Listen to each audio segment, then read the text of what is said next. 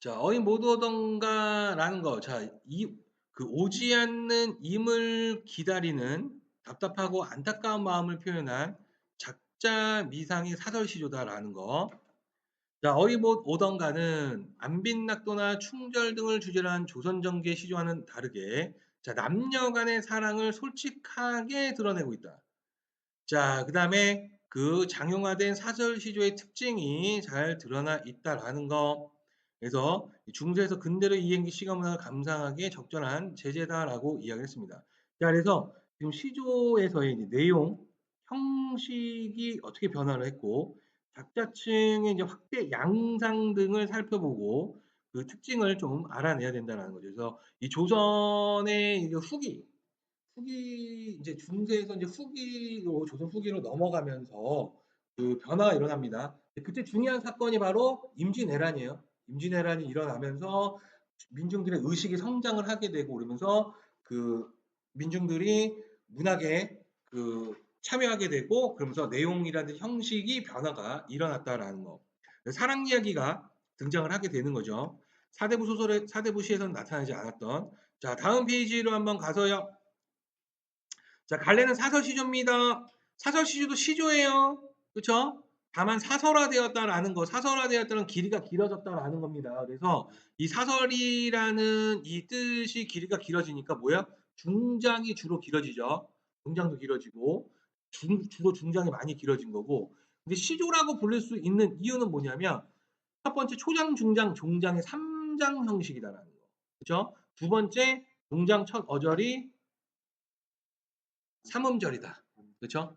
라는 거. 그래서 초, 중, 종장의 3장 형식에다가 그다음에 종장의 첫 어절이 3음절이다라는 것을 지키고 있다. 그래서 시조라고 부를 수 있는 거죠. 자, 성격은 민중들이 썼기 때문에 해학적이고 이제 과장적이다라는 거죠. 과장을 사용하면 해학이에요. 과장이 사용하면 해학이 돼요. 자, 주제는 오지 않는 임을 기다리는 답답하고 안타까운 마음이고 이제 특징 선택지에 뜨겠죠. 자, 3월을요 연쇄적으로 나열을 합니다. 자, 그래서 오지 않는 임에 대한 간절한 마음이 나타나고 있다는 거. 자, 그다음에 임을 기다리는 안타까운 마음을 해학과 과장을 통해서 드러내고 있습니다라는 거 한번 봅시다. 자, 이제 내용을 한번 가보면 제목은 원래 없어요. 시조에는 제목이 연시조만 제목이 있지 보통 시조에는 제목이 없어요. 그래서 앞부분을 따서 이렇게 하는 거예요. 원래 제목은 없어요. 자, 어이 못 오던가 무슨 일로 못 오던가 너 오는 길에 무쇠로 성을 싸고 자 이제 이 부분 중요합니다. 무쇠로 이제 성을 싸고 성 안에 담 싸고 담 안에 집을 짓고 집 안에 두지 놓고 얘는 네모를 여기다 쳐야지 왜 여기다 쳐놨어? 그렇죠? 두지 안에 괴를 놓고 그 안에 너를 필자형으로 결박하여 넣고 땅 배목걸쇠 금거부 자물쇠로 수기수기는 깊숙이라는 뜻이죠. 깊게 잠갔기에 내 어찌 그리 못 오느냐. 여기선 또 왜 이게 원래 원문은 던가가 아니라 던다거든요. 그 현대어로 던가를 썼으면 던가를 그냥 쓰는데 여기는 던가에 따라 좀 여기는 던다야. 왜 이렇게 왔다 갔다 갔다 하냐고 그냥 던다로 다 보시면 됩니다. 자, 그래서 이 부분 지금 보면 일단 성, 담, 집, 두지 그래서 장수가 점점 작아지죠. 그래서 지금 이 부분은 점강법이에요. 점층법의 반대. 자, 그 다음에 그 배목걸쇠는 이거 딱 걸잖아요. 성부터 그냥 이 네모 친 거예요. 이 네모는 그 임을 오지 못하는 장애물의 역할을 하게 되고 그래서 열거법을 사용하고 연세법을 사용했다라는 거. 자, 연세법은 뭐냐면 앞말의 끝부분이 뒷말의 첫 부분에 반복될 때 원숭이 엉덩이는 빨개, 빨가면 사과, 사과는 맛있어, 맛있으면 바나나. 이렇게 그렇죠? 자, 그래서 이 부분은 해악이 나타나기 때문에 과장법이 사용이 되었기 때문에 해악적이다. 그래서 사설시조에서 핵심은 중장이에요, 중장. 한 해도 12달이요. 한 달 30날에 날 보러 올 하루가 없느냐라고 하면서 설의법을 사용해서 서리법을 사용해서 지금 오지 않는 임에 대한 원망, 안타까움, 그리움 이런 것들을 강조하고 있습니다. 그렇죠?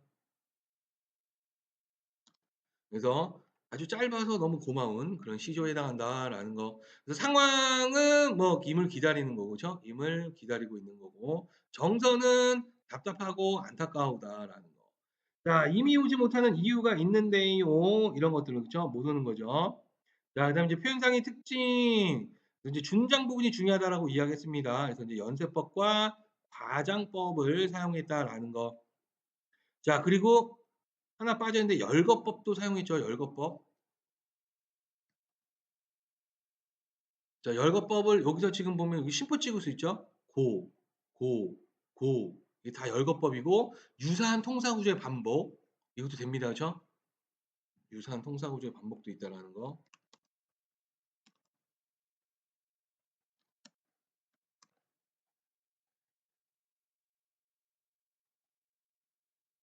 자, 그다음에 내용상으로 봤을 때 지금 중장 부분에서 그 이유를요 추측을 하고 있다라는 거. 그 종장은 원망을 하고 있다라는 거. 그죠? 그다음에 초장은 그건 뭐겠어요? 궁금해하고 있다라는 거. 자, 학습 활동으로 가서 자, 어떤 상황에 놓여있냐? 임을 기다리고 있죠. 그죠? 오지 않는 임을. 표현상의 특징인데 이 중장입니다. 그리고 효과다라는 거에서 이 반복법과 연쇄법, 그다음에 열거법, 과장법 이렇게 사용했다는 거죠. 자, 그래서 이미 오지 못한 상황에 시청하되 답답하고 안타까운 마음을 강조하고 있다. 자, 종장에서의 심정은 어떠하냐라는 거에서 원망하고 있다라는 거죠. 그렇죠? 자, 근데 찾아와 주기를 간절하게 되는 소망도 보이고 있다라는 거. 자, 그다음에 이제 사설 시조의 특징을 보자라는 거. 자, 이제 시조에 대해 설명을 하죠. 3장 3보 형식의 정형식. 자, 근데 이제 중세에서 근대로 이행하는 시기에서는 정형성이 늦으면 사설화된다라는 거죠. 자, 그래서 미학적 성격이 변하게 된다라는 거. 평시는 우한 격조였는데 일탈하게 되죠. 그래서 가벼움, 유의, 희화, 가벼움, 유의, 희화 같은 해학적인 요소가 나타나게 되고 일탈성이라는 것이 나타나면서 바로 미학적 성격이 변하다라는 거. 그리고 정형성이 느슨해졌다라는 거.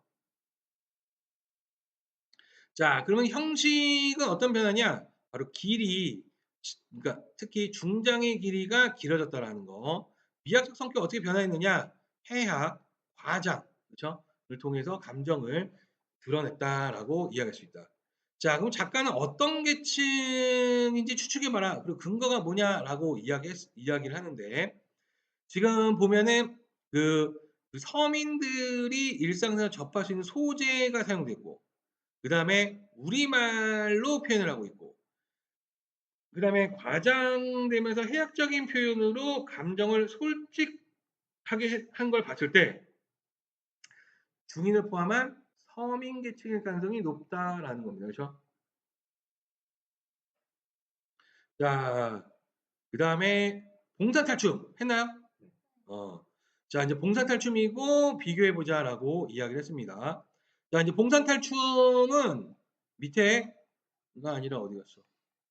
위에 있군요. 전통극이고 민속극이고 가명극이에요. 성격 평민적이고 역시 해학적이고 풍자적이다라는 거. 양반에 대한 풍자 조롱이고 특징 바로 양반이 쓴 한자어, 평민이 쓴 비속어가 섞여 있다라는 거. 자, 그래서 이거를 우리가 뭐라고 얘기했냐면 그 문체의 이원화라고 이야기야. 그다음 열거됐고 과장 등이 사용돼서 해학과 풍자가 나타난다는 거. 그래서 사설시조하고 성격이 되게 비슷하죠.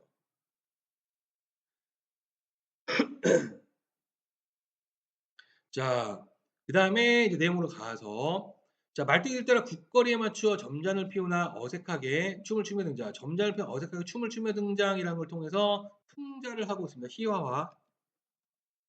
그래서 이거는 풍자예요. 자, 양반 삼묘지 마지는 이제 셋님. 그래서 둘째는 서방님, 끝은 도련님이고요.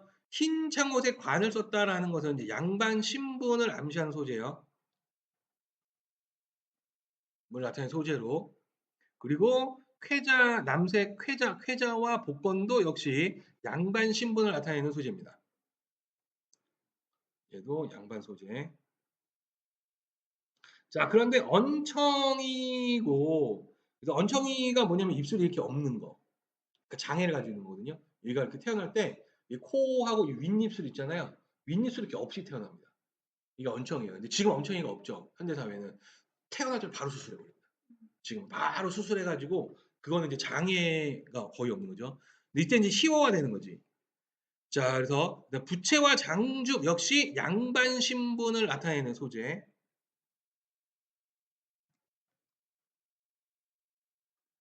자, 그 다음에 도련님은 입이 삐뚤어졌다라는 거 희화죠. 희화를 통해서 풍자하고 있는 거고, 이제 부채 또 나타나고. 도련님은 일절 대사는 없으며 형도 통치하면서 현들의 면상을 부채로 때리며 방정맞게 굴죠. 희화화를 하면서 양반을 비판하고 조롱하죠. 자, 가운데 쯤에 자, 이 쉬의 기능이 매우 중요한데, 자, 시선 집중이고요. 재담의 시작을 알립니다.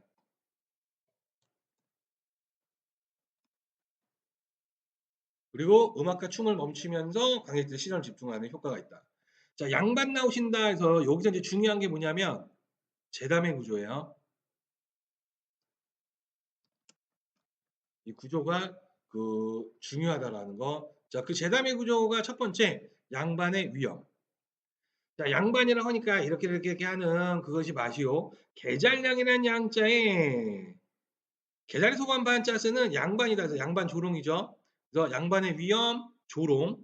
그러더니 이건 뭐야? 양반의 호통. 아, 이 양반도 어찌 되어서 이렇게 하는 거죠. 말뚝의 변명. 그 다음에 그 마지막에 지금 빠져 있는데 그 뭐야?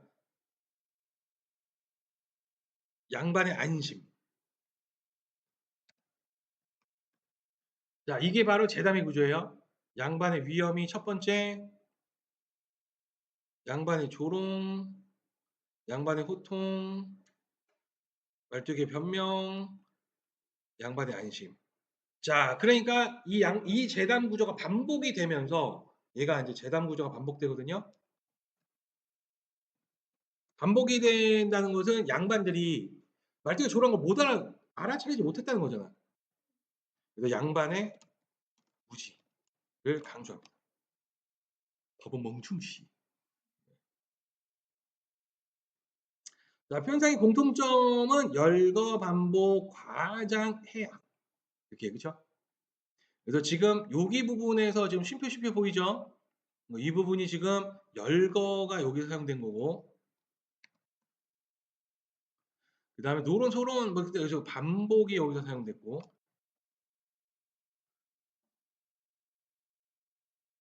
그 다음에 부채로 막 때리고 막 이렇게 희화하고 막 과장된 행동을 하잖아요. 여기 과장이고, 그죠?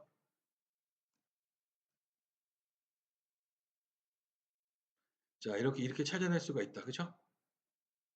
과장은 여기, 열거, 반복.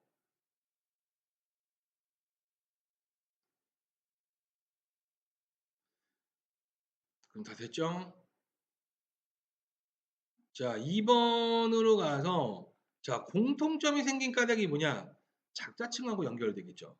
그래서 이제 조선 후기의 특징을 보니까 봉건주의 신분 질서가 흔들리고 지배에 대한 비판 의식이 나타나고 평민 의식이 성장하는 근대적 가치관이 나타나는 시기.